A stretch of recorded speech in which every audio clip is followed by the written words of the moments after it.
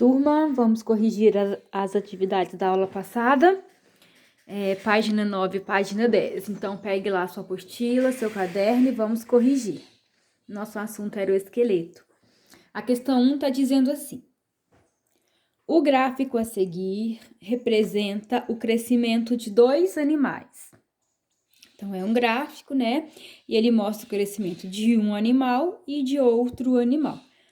O animal 1 é um vertebrado e possui um endoesqueleto. Então esse animal 1 já me falou que ele tem um endoesqueleto, ou seja, o animal 1 tem um esqueleto interno dentro do corpo.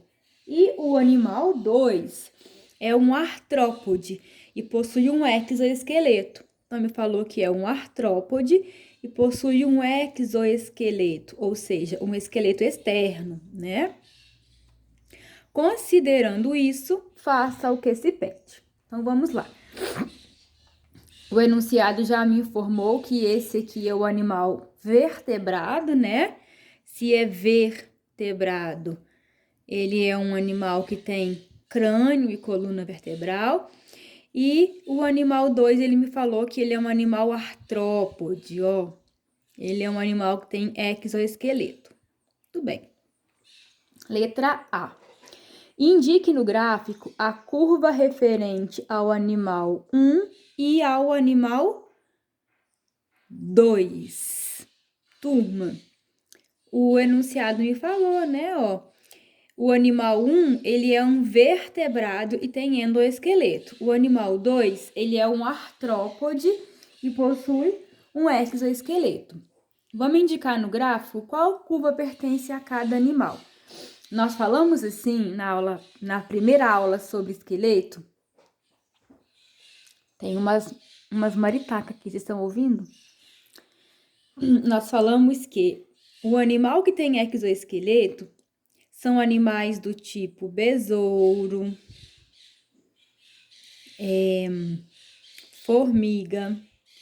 E eu mostrei para vocês o exoesqueleto de uma cigarra, vocês se lembram?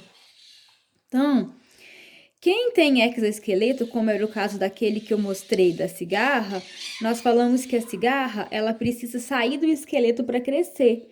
Então, ela só cresce quando ela sai do esqueleto. Então, o crescimento dela é em partes, né? É assim, um pouco em escadinha. Então, a curva 2, esse crescimento em escadinha, é de quem tem exoesqueleto.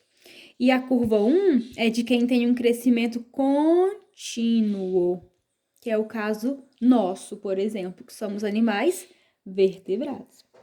B. Relacione o tipo de esqueleto de cada animal com seu padrão de crescimento demonstrado no gráfico. Tipo de esqueleto com padrão de crescimento. Turma, quem tem esqueleto interno, quem tem endoesqueleto, cresce e depois para. Geralmente, quando atinge a idade adulta, para de crescer. Já os animais que têm exoesqueleto, eles precisam abandonar o esqueleto para poder crescer.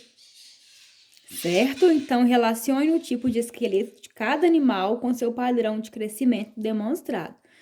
Animais com essa curva de crescimento contínuo são animais com esqueleto interno. E animais com esse crescimento em escadinha são animais que precisam sair do esqueleto para crescer. É o caso da cigarra. Vamos para a próxima? Questão de número 2 pediu para explicar. Explique o que significa dizer que os ossos são rígidos e resistentes. Nós falamos, né, que os ossos eles são rígidos e resistentes. Rígidos quer dizer que os ossos eles são duros, porque eles são feitos de cálcio e o cálcio é um elemento que dá rigidez, dá dureza ao osso. Resistente quer dizer que os ossos eles não se quebram fácil. Eles quebram com dificuldade, né? Eles não quebram com facilidade, eles são resistentes, principalmente porque eles contêm proteínas do tipo colágeno na composição. Lembrou-se disso?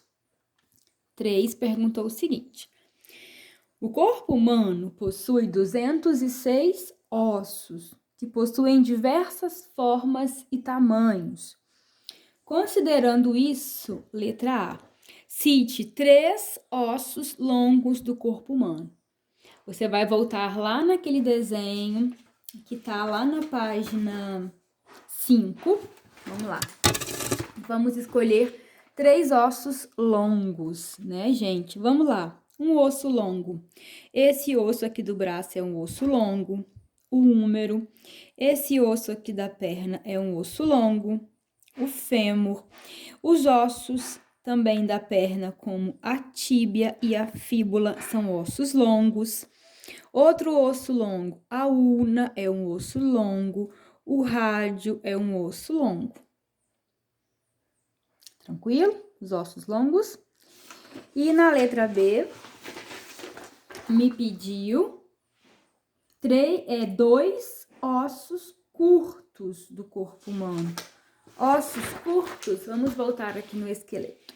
2 ossos curtos, né, gente? Eu tenho, por exemplo, os ossos carpais, que são os ossos do nosso punho, né? E os ossos metacarpais também são curtos. As falanges, que são os dedos, também são curtos. Os ossos lá dos pés, olha. Os tarsais são ossos curtos, os que formam o nosso calcanhar. Os metatarsais, que formam o nosso pé, são um montinho de ossos curtos. As falanges, os dedinhos dos pés, são ossos curtos. Certo? Muito bem.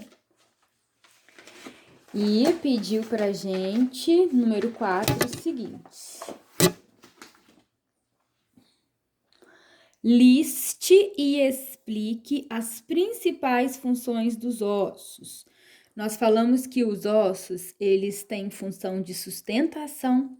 Por exemplo, se não fossem os ossos, nós não conseguiríamos ficar de pé, nós seríamos um monte de carne no chão, né?